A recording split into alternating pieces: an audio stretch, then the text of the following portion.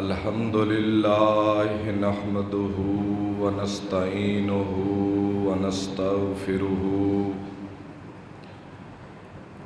ونؤمن به ونتوكل عليه ونعوذ بالله من شرور أنفسنا ومن سيئات أعمالنا من يهده الله فلا مضل له ومن يضلله فلا هادي له وأشهد أن لا إله إلا الله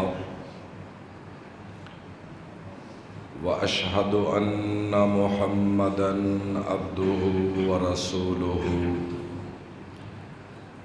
اللهم صل على محمد وعلى آل محمد كما صليت على إبراهيم وعلى آل إبراهيم إنك حميد مجيد اللهم بارك على محمد وعلى آل محمد كما باركت على إبراهيم وعلى آل إبراهيم إنك حميد مجيد أما بعد فإن خير الحديث كتاب الله وخير الهدي هدي محمد صلى الله تعالى عليه وآله وسلم وشر الأمور محدثاتها وكل محدثة بدعة وكل بدعة ضلالة وكل ضلالة في النار لقد رضي الله عن المؤمنين إذ يبايعونك تحت الشجرة سبحان ربك رب العزة عما يصفون وسلام على المرسلين والحمد لله رب العالمين آمين۔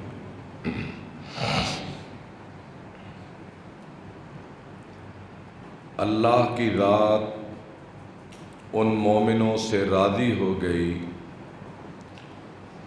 جنہوں نے درخت کے نیچے اے نبی تیرے ہاتھ پر موت کی بیعت کی تھی۔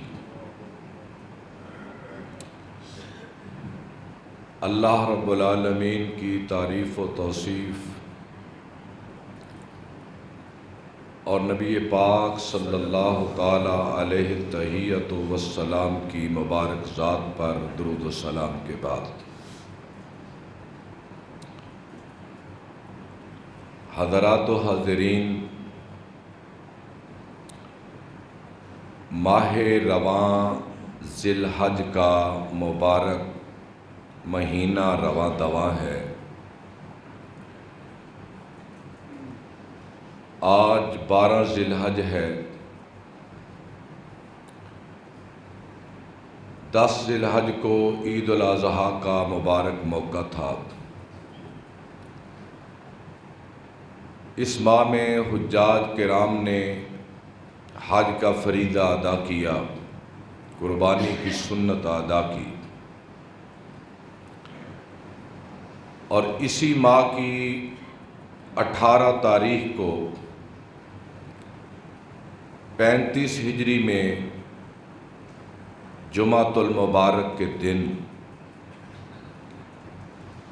شہادت حضرت عثمان رضی اللہ تعالی عنہ کا واقعہ پیش آیا، جس واقعہ سے اسلام کی شان و شوکت دفن ہو کر رہ گئی۔ تو آج کے خطبے میں سیدنا حضرت عثمان بن عفان رضی اللہ تعالی عنہ ان کی سیرت مبارکہ کے عنوان پر آپ حضرات کی خدمت میں کچھ معروضات پیش خدمت کروں گا، اور آئندہ آنے والے جمعے میں ان کی خلافت، اصلاحات اور ان کی شہادت کے عنوان پر آپ حضرات کی خدمت میں معروضات پیش خدمت کروں گا۔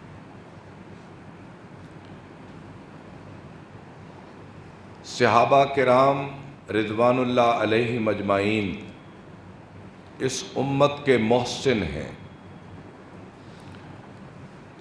ان کا احسان یہ ہے کہ انہوں نے اسلام کی ترویج اور اشاعت کے لیے جو مشقتیں اٹھائیں، جو مصیبتیں برداشت کیں، جو مارے کھائیں، بلکہ یوں کہیے کہ ان کے جسموں سے جو لہو نکلا اور اس لہو سے جو ندیاں چلیں، ان ندیوں پہ سوار ہو کر اسلام ہم تک پہنچا ہے۔ سیف اللہ کی آواز پہلے والی رہن دو۔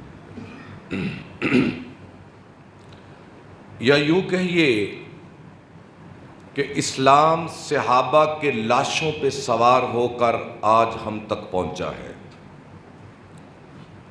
اگر صحابہ کی لازوال قربانیوں کی داستانیں نہ ہوتی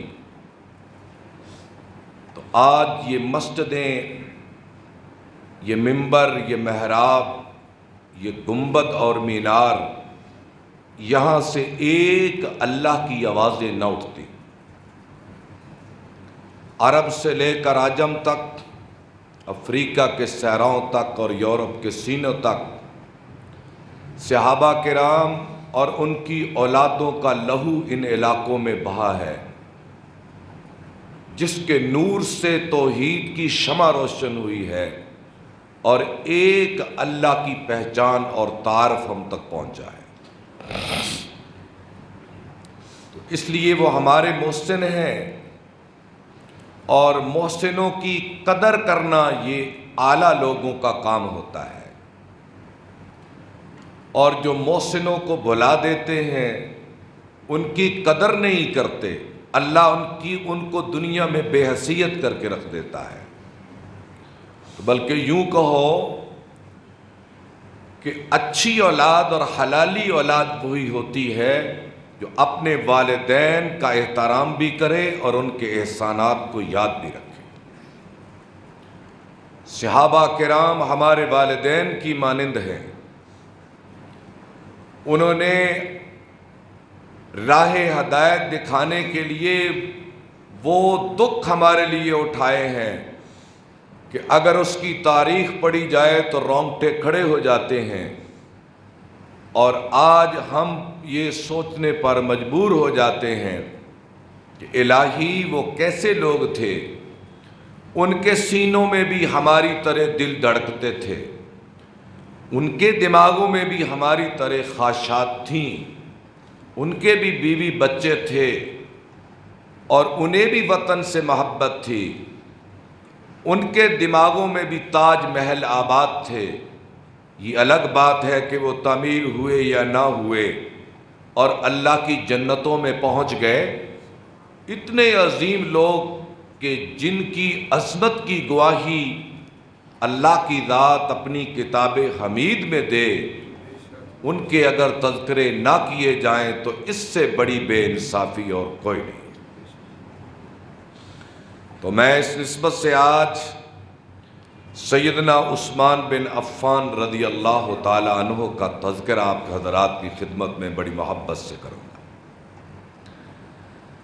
حضرت عثمان 5ویں پشت پر جا کر حضور سے ان کا نسب مل جاتا ہے۔ آپ کے والد کا نام ہے عبداللہ، عبداللہ کے والد کا نام ہے عبد المطلب، عبد المطلب کے والد کا نام ہے ہاشم، اور ہاشم کے باپ کا نام ہے عبد مناف۔ حضرت عثمان کے باپ کا نام ہے عفان، عفان کے باپ کا نام ہے عاص، عاص کے باپ کا نام ہے امیہ، امیہ کے باپ کا نام ہے عبد شمس، اور عبد شمس بیٹا ہے عبد مناف کا۔ یہ 5ویں پشت پر حضور اور حضرت عثمان جا کر مل جاتے ہیں۔ یہ آگے جا کر میں اس حسب کی تفصیل انشاءاللہ آئندہ جمعے میں بیان کروں گا۔ مکے کے اندر دو خاندان طاقتور تھے، اور بلکہ یوں کہیے کہ سب سے طاقتور خاندان حضرت عثمان رضی اللہ تعالی عنہ کا تھا، جنہیں بنی امیہ کہا جاتا تھا۔ اور بنی امیہ کے پاس قریش کی جنگی علمداری تھی، جنگ کا جھنڈا ان کے پاس ہوتا تھا، اور یہ مکے کی جتنے حجم کی بھی سرداری تھی یا ریاست تھی، اس کی سیاسی باغ ڈور بنی امیہ کے ہاتھ میں تھی، اور اس کی مذہبی باغ ڈور یہ بنی ہاشم کے پاس تھی۔ کعبے کی تولیت، اس کی پاسبانی، اس کی نگرانی، اور اس حوالے سے قریش میں بنی ہاشم ممتاز تھے۔ چونکہ ابھی تھوڑی دیر پہلے آپ کی آمد سے واقعہ اصحاب الفیل پیش آیا، جس میں جناب عبد المطلب کا نام بڑا ہو گیا، پورا عرب جاننے لگا، اور عبد المطلب کی وجہ سے بنی ہاشم کو اور عزت ملی۔ یوں کہیے کہ اگر بنی امیہ کی ٹکر کا کوئی قبیلہ مکے میں تھا تو وہ صرف بنی ہاشم تھے، باقی قبائل چھوٹے تھے طاقت کے لحاظ سے، اثر و رسوخ کے لحاظ سے، اور یہ دونوں قبائل آپس میں متصادم تھے، آپس کے مخالف تھے، حریف تھے، حلیف نہیں تھے، حریف تھے ایک دوسرے کے۔ اور یقیناً جہاں یوں کہ یہ عصبیت ہوتی ہے یا دین نہیں ہوتا، دین کی روشنی نہیں ہوتی، دیہاتوں میں چلے جائیں تو یہ سرداری کی بنیاد پر ذہنوں کے اندر فاصلے کتنے بڑھ جاتے، اور یہی کچھ تصویر مکے میں تھی، اور ایک دوسرے کا مقابلہ کرتے آ رہے تھے ہر میدان میں۔ لیکن جب اللہ نے اپنے حبیب کو بنی ہاشم میں مبعوث فرما دیا، آپ نے اعلان نبوت کر دیا، تو اب بنی امیہ کیا کرتے؟ اب ان کے لیے یہ چیز بظاہر تو گوارا نہ تھی، تو انہوں نے سب سے بڑھ کر اللہ کے نبی کی مخالفت کی، سب سے بڑھ کر مخالفت کی، اور یہ اختلاف بڑھتا جا رہا، یہ لکیر لمبی ہوتی گئی۔ لیکن میں سمجھتا ہوں کہ ایک طاقتور اور مالدار آدمی کے لیے سچائی کا سمجھ آنا مشکل ہوتا ہے، ایک غریب غلام اور ایک کمزور کی سمجھ میں سچائی کا آنا آسان ہوتا ہے، کیونکہ طاقتور، مالدار، سیاستدان، چودھری، زمیندار جو اسباب پہ قابض ہوتا ہے، اس کے لیے ایک مذہب کو چھوڑ کر دوسرے مذہب میں جانا، ایک کیمپ کو چھوڑ کر دوسرے کیمپ میں جانا، ایک جماعت کو چھوڑ کر دوسری جماعت میں جانا، اس کے بہت سارے مفادات ٹوٹ جاتے ہیں۔ تو اس لیے ابتدائے اسلام میں حضرت ابوبکر صدیق رضی اللہ تعالی عنہ نے حضرت عثمان کے سامنے اسلام پیش کیا، ابتدائی دنوں میں تو حضرت عثمان رضی اللہ تعالیٰ عنہ نے اسلام قبول کر لیا، اور بنی امیہ کے کیمپ کو چھوڑ کر حضور کے کیمپ میں آ گئے، اور یہ بہت بڑی قربانی تھی۔ بلکہ میں سمجھتا ہوں کہ حضرت بلال کا مسلمان ہونا آسان تھا، اور حضرت عثمان کا مسلمان ہونا مشکل تھا۔ جب وہ اسلام کے دائرے میں آ گئے تو ان کے چچا مروان کا باپ حکم، مروان بن حکم کا نام سنتے ہیں، مروان کا باپ حکم حضرت عثمان کو باندھ کر مارتا تھا۔ آپ قریش کے ظلم کا اندازہ کریں کہ اتنے بڑے خاندان کا چشم و چراغ اور اتنے بڑے آدمی، وہ بھی قریش کے ظلم سے محفوظ نہ رہ سکے، اور اللہ کے نبی صلی اللہ علیہ وسلم نے حضرت عثمان جو ہی وہ کیمپ چھوڑ کر حضور کے کیمپ میں آئے تو آپ نے قدردانی فرمائی اور اپنی بیٹی حضرت رقیہ کا رشتہ حضرت عثمان کو دے دیا۔ یہ آپ نے قدردانی کی ہے کہ ایک آدمی ہجرت کر کے آیا ہے نا، ایک خاندان سے بڑے دوسرے خاندان میں، کفر سے اسلام میں، اور بڑا آدمی مارے کھا رہا ہے، میرے لیے، دین کے لیے، اللہ کے لیے آپ نے انہیں اپنی بیٹی کا رشتہ دے دیا۔ اور پھر ہجرت حبشہ میں پہلی ہجرت جو ہوئی ہے اس میں حضرت عثمان حضرت رقیہ کو لے کر نکلے اور ایک عرصے تک حبشے میں رہے، عرصے تک حبشے کے صحراؤں میں پھرتے رہے، اور بلکہ یوں کہیے کہ مالداری کے ماحول میں پلے، امارت کے ماحول میں پلے، مالدار تھے، اسلام سے پہلے بھی بڑی مالداری تھی، اور اللہ تعالیٰ نے انہیں اتنی برکت دی تھی، اور اسی مالداری کے ساتھ یہ مدینہ میں ہجرت کر کے چلے گئے۔ اور جب مدینہ میں تشریف لے گئے تو حضرت رقیہ بھی آپ کے ساتھ تھی، اور جاتے ہی گئے تو آپ نے ایک دن شکایت پہنچی کہ مدینے کے اندر ایک ہی کنواں ہے جسے بیر روما کہتے تھے، اور آج جس کا نام بیر الجنہ ہے، جنت کا کنواں۔ آج مدینے میں بیر روما کا نام بیر الجنہ ہے، اور وہ ایک یہودی کی ملکیت تھا، میٹھے پانی کا، اور یہودی خباثت کرتا۔ ایک تو اس کا ذریعہ معاش تھا، اور دوسرا مسلمانوں کو تنگ کرتا، مسلمان عورتوں پہ پھبتیاں کستا، شرارتیں کرتا، خباثتیں کرتا۔ آپ کو اطلاع ملی تو آپ نے اعلان فرمایا، بھائی اے میرے صحابہ، جو بیر روما کو خرید کر مسلمانوں کے لیے وقف عام کر دے، میں اس کو جنت میں اس سے بہتر کنویں کی ضمانت دیتا ہوں۔ اب یہ زمانے نبوت تھی، کوئی معمولی بات نہیں تھی۔ فقام عثمان بن عفان، حضرت عثمان اٹھے اور 35,000 درہم ادا کر کے یہ کنواں مسلمانوں کے نام کر دیا، اور آپ نے فرمایا، بھائی عثمان، ہم تمہیں اس سے بہتر چشمے اور کنویں کی ضمانت جنت میں دیتے ہیں، اور اس نسبت سے اس کا نام بیر الجنہ پڑا ہے، جنت کا کنواں، کیونکہ اس کے بدلے میں آپ صلی اللہ علیہ وسلم نے حضرت عثمان کو جنت میں کنویں کی بشارت دی تھی۔ اور ادھر ابھی آغاز تھا کہ اندازہ کرے 35,000 درہم اس زمانے میں، اور مالداری تو ان کے پاس تھی، اللہ نے برکت ہی ایسے دی تھی۔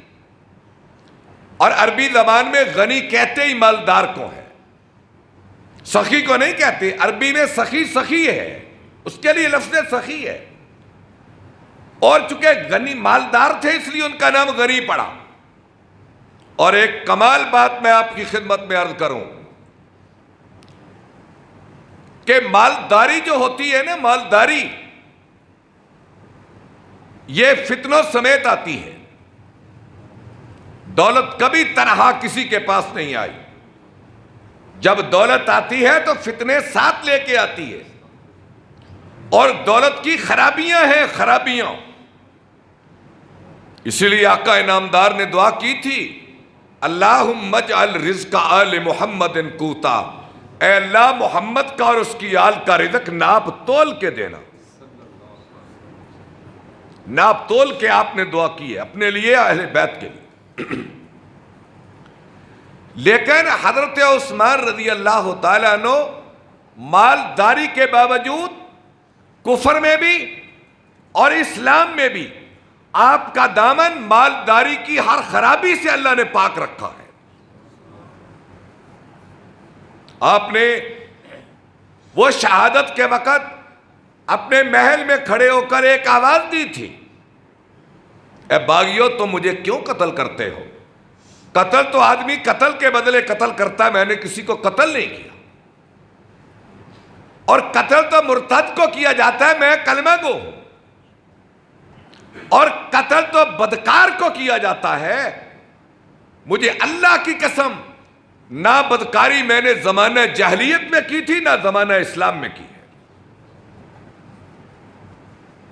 اور یہ مالداری ان کی زمانہ جاہلیت میں بھی تھی، اور زمانہ جاہلیت میں بھی اللہ نے عثمان کو مالداری کی ساری خرابیوں سے ان کے دامن کو بچا کے رکھا تھا۔ اللہ کیوں نہ بچاتا؟ کیونکہ کل کلا یہ شخص نبی کا داماد بننے والا تھا، کل کلا یہ مسلمانوں کا خلیفہ بننے والا تھا، کل کلا یہ اسلام پہ اپنی دولت خرچ کرنے والا بننے والا تھا، کل کلا یہ شخص اللہ کے نبی کا جنت میں رفیق بننے والا تھا، کل کلا اس کے کندھوں پہ اسلام کی ترویج و اشاعت کا بوجھ ڈالا جانے والا تھا۔ اللہ اس کے کردار کی حفاظت مالداری کے باوجود کیوں نہ کرتا؟ اور پھر ان میں ایک خوبی یہ تھی کہ وہ ابتدا سے بچپن سے پڑھنا لکھنا جانتے تھے۔ مکے کے 17 یا 18 لوگ لکھنا جانتے تھے، جن میں حضرت عثمان بھی تھے، اور ایسا کمال لکھتے، اور انہیں یہ شرف حاصل ہے کہ قرآن اترتا حضرت زید ابن ثابت لکھتے اور عثمان ابن عفان لکھتے، کمال لکھاری تھے۔ کاتب وحی حضرت عثمان رضی اللہ تعالیٰ عنہ نے یہ بھی شرف حاصل ہے۔ اور پھر علم میراث وراثت کی تقسیم کے ماہر تھے حضرت علی رضی اللہ تعالیٰ عنہ، اور حضرت عثمان اور زید ابن ثابت، یہ تینوں صحابہ عہد صدیقی میں اور عہد فاروقی میں، یہ تینوں حضرات میراث لوگوں کی وراثت تقسیم کرتے تھے حضرت عثمان رضی اللہ تعالیٰ۔ اور پھر ان سے ایک روز کسی شخص نے پوچھا، اے عثمان، تم روایات بڑی کم بیان کرتے ہو، احادیث 124 روایات مرفوع حضرت عثمان سے نقل ہے صرف۔ کہنے لگے، جب سے میں نے اللہ کے نبی کا یہ فرمان سنا ہے کہ آپ نے فرمایا، جس نے وہ بات کہہ دی جو میں نے نہیں کہی، جس نے وہ بات کہی جو میں نے نہیں کہی، اسے چاہیے کہ اپنا ٹھکانہ دوزخ میں بنا لے۔ حضور کا یہ فرمان سننے کے بعد مجھے ڈر لگتا ہے کہ کہیں میں بات حضور کی بیان کروں، مجھے اس میں غلطی نہ لگ جائے، میں اس ڈر سے روایات بیان نہیں کرتا۔ ایسی احتیاط تھی طبیعت میں اور مزاج میں، اللہ کی خشیت اور خوف اس درجے کا تھا۔ اور مالداری کے باوجود حیاداری بڑی تھی، مالداری کے باوجود با حیا رہنا بڑا مشکل کام ہے، اور مالداری کے باوجود عاجز مزاج رہنا بہت بڑی بات ہے۔ اور یہی وجہ ہے کہ حضرت عثمان مہم جو نہیں تھے، جوشیلے نہیں تھے، جذباتی نہیں تھے۔ حضرت عمر کی طبیعت جوشیلی تھی، جذباتی تھے، مہم جو تھے، اور حضرت عثمان کی طبیعت مہم جو نہیں تھی، جوشیلے نہیں تھے، جذباتی نہیں تھے، بڑے حوصلے والے، بڑے حیادار اور بڑے عاجز مزاج تھے۔ آپ جہاں بھی ان کی تاریخ اور سیرت پڑھ کر دیکھیں، بڑے حلم والے، بڑے بردبار، بڑے صبر والے اور بڑے حیا والے تھے اور بڑے شرمیلے تھے۔ حضرت عائشہ رضی اللہ تعالیٰ عنہ بیان کرتی ہیں کہ میرے حجرے میں ایک روز آقا انعامدار صلی اللہ علیہ وسلم تشریف فرما تھے۔ آپ تکیے پہ ٹیک لگائے اور آپ کی پنڈلی سے کپڑا ہٹا ہوا تھا۔ جا ابو بکر، میرے باپ ابو بکر آئے، آپ ٹیک لگا کے بیٹھے رہے اور پنڈلی سے کپڑا ہٹا رہا۔ فجاء عمر، حضرت عمر آئے، آپ اسی طرح بیٹھے رہے ٹیک لگا کے۔ اٹھے نہیں اور پنڈلی کا کپڑا اسی طرح ہٹا رہا. ثم جاء عثمان رضی اللہ تعالیٰ عنہ. اس کے بعد حضرت عثمان آئے. اللہ کے نبی نے ٹیک چھوڑ دی, اٹھ کر بیٹھ گئے. وَسَوَّ ثِيَابَهُ, اور اپنی پنڈلی کو ڈھانپ لیا, اپنے کپڑے کو ٹھیک کر لیا, پنڈلی کو ڈھانپ لیا. یہ جلسہ مصادقت ختم ہوا, یہ مجلس تمام ہو گئی. صحابہ اٹھ کے چلے گئے. حضرت عائشہ کہتی ہیں میں نے اللہ کے نبی سے سوال کیا, یا رسول اللہ صلی اللہ علیہ وسلم, میرے باپ آئے آپ اسی طرح بیٹھے رہے, عمر آئے آپ اسی طرح بیٹھے رہے, اور عثمان آئے تو آپ ٹھیک ہو کے بیٹھ گئے اور اپنا کپڑا بھی درست کر لیا, یہ کیا ماجرا ہے؟ آپ نے فرمایا عائشہ میں تجھے کیا بتاؤں, ایسے آدمی سے میں حیا کیوں نہ کرتا جس کا حیا خدا کے فرشتے بھی کرتے ہیں. اور دوسری روایت یہ ہے کہ ان عثمان, اے عائشہ عثمان ایک شرمیلا شخص ہے, عثمان ایک شرمیلا شخص ہے. مجھے ڈر لگا کہ میری پنڈلی سے کپڑا ہٹا ہوا دیکھ کر عثمان واپس نہ چلا جائے اور اپنی بات نہ کہہ سکے, اپنی حاجت کو بیان نہ کر سکے, اس لیے میں سیدھا ہو کر بیٹھ گیا تھا. تو اس لیے آپ جس موڑ پر بھی دیکھیں گے حضرت عثمان رضی اللہ تعالیٰ عنہ, ان کا مال تمہیں ساتھ ساتھ نظر آئے گا. واقعات تو بے شمار ہیں, وقت صرف 5 منٹ باقی ہے. میں آپ کو اس واقعہ کی طرف لے جانا چاہتا ہوں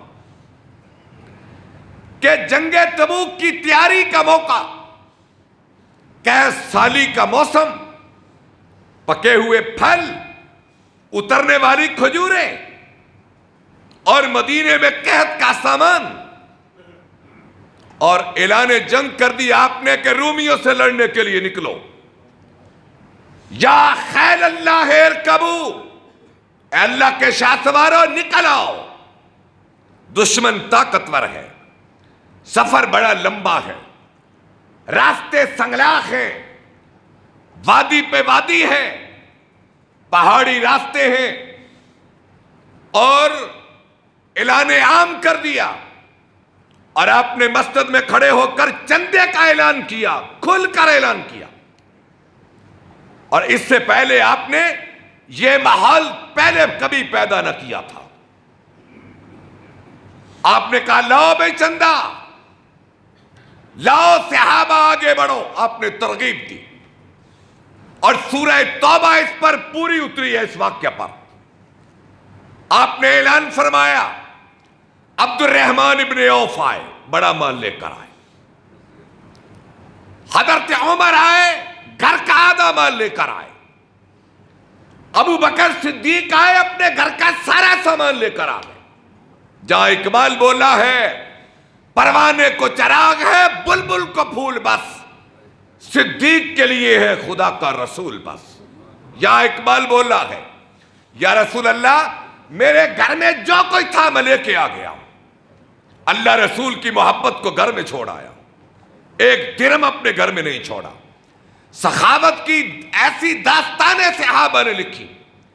عاصم بن عدی نے مسجد نبوی کا سین کھجوروں سے بھر دیا. عاصم بن عدی نے کھجوروں سے مسجد نبوی کا سین بھر دیا. عباس ابن عبد المطلب لے کر آئے مال, سعد ابن عبادہ مال لے کر آئے, حضرت طلحہ بڑا مال لے کر آئے. انصار اور مہاجرین نے بڑا مال لائے, لیکن ضرورت بہت زیادہ تھی. 30,000 مجاہدین کا بندوبست کرنا مقصود تھا. اور حالت یہ تھی صحابہ کی, قرآن مجید بولتا ہے لوگ آتے یا رسول اللہ مجھے بس تلوار دے دو. ایک کہتا یا رسول اللہ مجھے بس اونٹ کی پشت دے دو, گھوڑے کی سواری دے دو. ایک آتا مجھے ڈھال دے دو، مجھے نیزہ دے دو، مجھے ترکش دے دو، مجھے تیر دے دو، میں چلتا ہوں۔ آپ فرماتے اے میرے صحابہ میں تمہیں کہاں سے لا کر دوں؟ قُل لَا أَجِدُ مَا أَحْمِلُكُمْ، میرے پاس سواریاں نہیں ہیں۔ اور صحابہ تَرَىٰ أَعْيُنَهُمْ تَفِيضُ مِنَ الدَّمْعِ حَزَنًا، اے میرے حبیب میں دیکھ رہا تھا تیرے مخلص صحابہ روتے ہوئے جا رہے تھے سامان کی عدم دستیابی کی وجہ سے۔ آپ نے اعلان فرمایا فقام عثمان، حضرت عثمان اٹھے، یا رسول اللہ 100 اونٹ دوں گا سارے سامان سمیت۔ آپ نے پھر اعلان فرمایا یا رسول اللہ 200 دوں گا۔ آپ نے پھر اعلان فرمایا یا رسول اللہ 300 دوں گا۔ اعلان ہوتا گیا 400، 500، 600، 700، 800، 900 اونٹ اللہ کے نبی سامان سمیت میں دوں گا۔ آپ نے پھر اعلان فرمایا، کہنے لگے یا رسول اللہ 100 گھوڑا بھی دوں گا۔ آپ نے پھر اعلان فرمایا یا رسول اللہ 29.5 کلو یہ چاندی یہ بھی حاضر ہے۔ آپ نے پھر اعلان فرمایا، کہنے لگے یا رسول اللہ یہ 5.5 کلو سونا بھی حاضر ہے۔ آپ نے سونے کے سکوں کو اپنی جھولی میں ڈالا اور مسجد نبوی کے چکر لگانے لگے اور فرمانے لگے ما ضر عثمان ما عمل بعد اليوم، اے عثمان آج کے بعد تو کوئی نیکی نہ بھی کر سکے، تیری جنت کا سامان ہو چکا ہے، تیری جنت کا سامان۔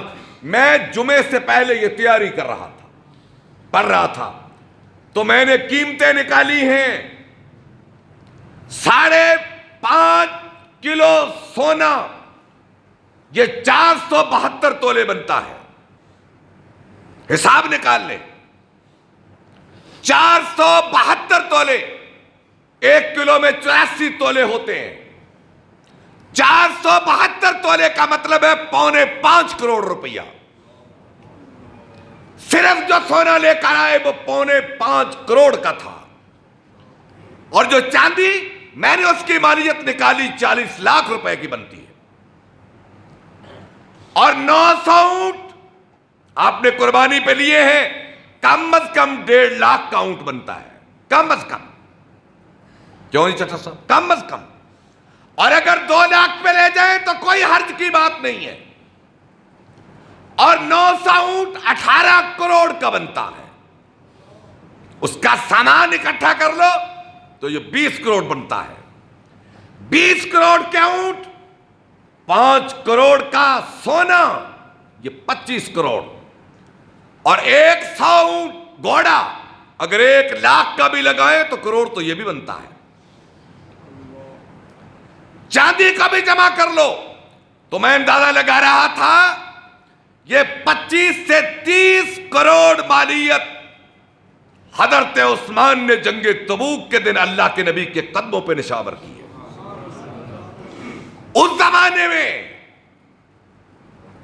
آج سے 1400 برس پہلے 30 کروڑ روپے کی اعانت جنگ تبوک کے دن، اور آج کا مردود یہ کہے کہ عثمان کا ایمان ثابت کرو۔ اللہ کی راہ میں دے کر تو دیکھ کچھ، عثمان کی دریا دلی، اس کی سخاوت کی تائید میرا خدا کرتا ہے۔